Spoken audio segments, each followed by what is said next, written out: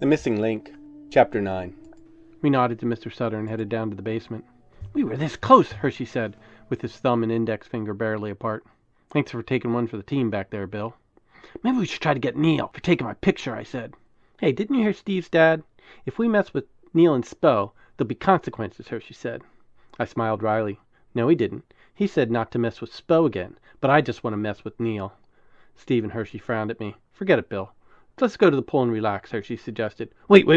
Even better. Let's go to the pool with our booby-trapped bikes and see if anyone tries to take the bait," Hershey finished. We got on our bikes and rode down Mackin Avenue, past the Mullins' backyard, and cut through Old Man Maynard's backyard again.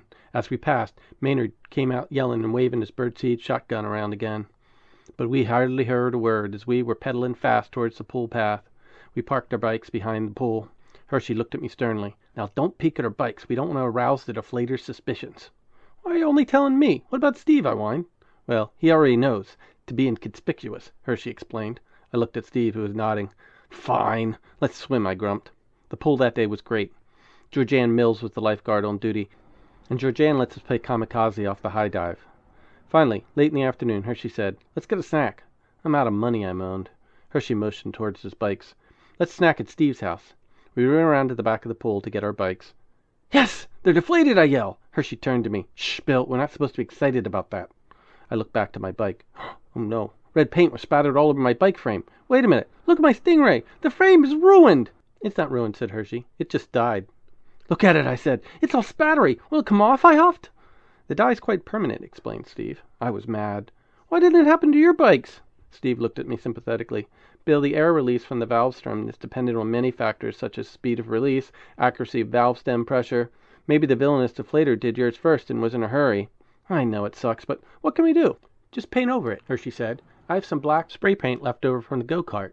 "You know it'll never be right. It'll be all dullish." Steve stared at the bike and tilted his head. "Actually, it has a quite unique divergent spatter, similar to a Jackson Pollock." I stared at Steve in confusion. "He was a famous abstract painter, Bill." I glared at Steve, annoyed. Hershey chimed in. "Bill," Hershey said, "look at the bright side. I think we marked the deflator, and that's a success." I was too droopy for optimism. Steve looked at me and then my bike. No matter what my opinion of the paint spatter's artistry, I must have designed a flaw in the trap. And for that, Bill, I am sorry. We walked our bikes up the pool path and took the long way to Steve's house. I was no longer in the mood for a snack, and I just refilled my bike tires at Steve's. I biked home depressed. Today, I thought, life got the worst of me.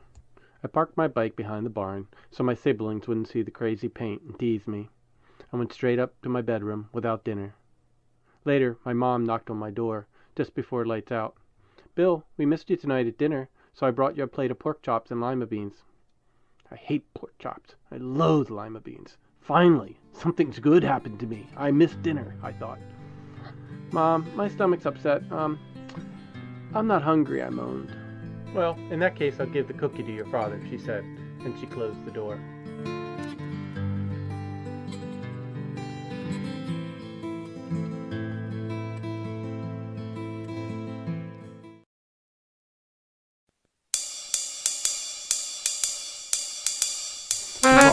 Big frog, big frog, big frog, big frog, big frog, big frog, big frog, big frog, big frog, big frog.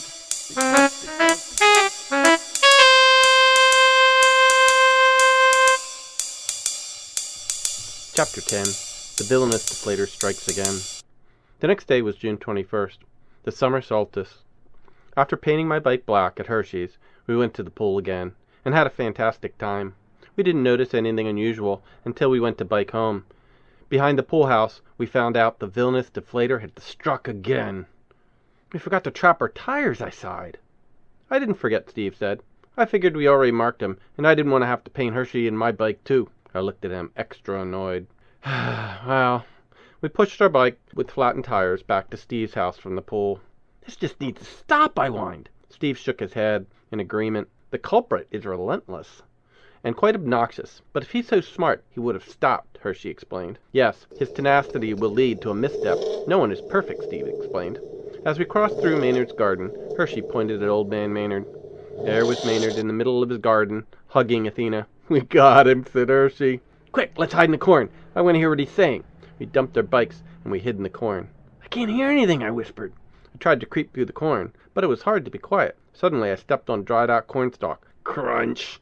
Maynard released Athena and turned with narrowing eyes, pointing and glaring. Suddenly his eyes caught mine. I tried to be still, frozen, to be silent, in the summer corn. I was terrified in his glower. "Hey, Lynch, get over here!" Old Man Maynard yelled across the garden. How can he see me, I thought. I crouched a little tighter behind some corn. "Lynch, come over here! I can see you. I may be old, but I'm not blind. I can see you hiding behind the corn. Now get your butt over here," Maynard ordered. I peeked out an inch and pointed to myself. "Yeah, you kid. I want you to come over here and talk to me." I glanced back at the corn patch at Steve and Hershey. "Kid, I didn't say I wanted to talk to you and your corny friends Hershey and Suitor. I just want to talk to you. Just you," Maynard huffed. Hershey whispered forward. "Go ahead, Bill. What's he gonna do to you?" "Kill me," I whispered back. Steve whispered, "Don't worry, Bill. If he does murder you, I'll testify he didn't have probable cause." I slowly inched out from behind the corn and dusted off. Tried to be nonchalant, and walked, and then stumbled over to the garden towards Old Man Maynard. Maynard stared at me all squinty eyes. He then put his hand on my shoulder. "Bill, did you ever notice my garden statues?" Sure. No, not really. No, I don't really pay much attention to them," I stammered. Old Man Maynard cocked his head. "Can't you just answer a simple question?" He waved his hands away. "Anyway, Bill, Ellie loved these statues. Picked and placed every one." Who's Ellie?" Maynard sighed. "My beloved wife, who passed away on All Hallows Eve. Ellie and I would picnic every Saturday afternoon in the summer, right here between Zeus and Athena, nibbling on tea sandwiches. As we snacked, the sun would set, lower and lower, and Zeus in shadow would stretch out farther and farther, his shadow arms outstretched towards Athena. By 7 o'clock or so, his shadow would stretch across the inner garden and embrace the marble statue of Athena. The moment they hug, I would lean over to Ellie and gently kiss her on the cheek." Nice story, old man. Mr. Maynard, but I gotta go. My mom expects me." "I ain't done my story.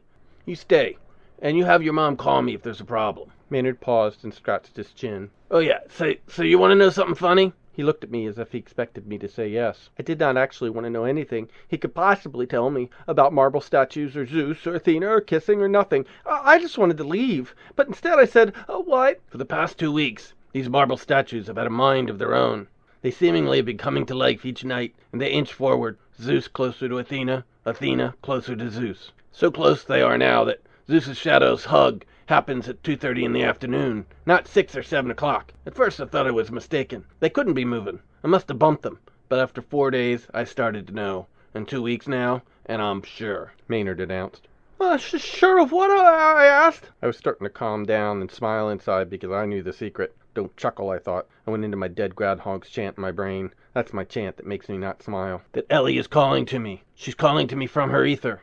Zeus and Athena, Athena and Zeus, inseparable in stone." I was getting creeped out, even though I knew why the statues were moving. Maynard continued. "It gives me a warm feeling that she's trying to contact me from her other world, the ether.